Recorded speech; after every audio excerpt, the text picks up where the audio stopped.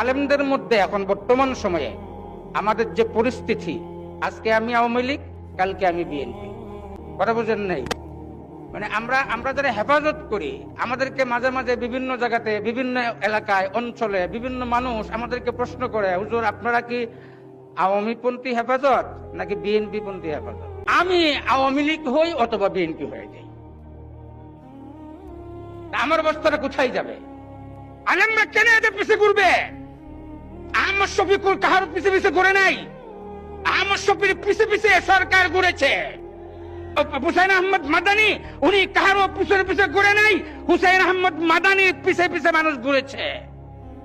আজকে ওদের আমরা উত্তরসূরি আমরা বলি। কিসের উত্তরসূরি? সামান্য 500 টাকা দিলে হাদিয়া, মাত্র 500 টাকা হাদিয়া দিলে আমরা যেখানে মন চাই সেখানে ডাকবে, সেই জায়গাতে যে আমরা উপস্থিত হয়ে যাই।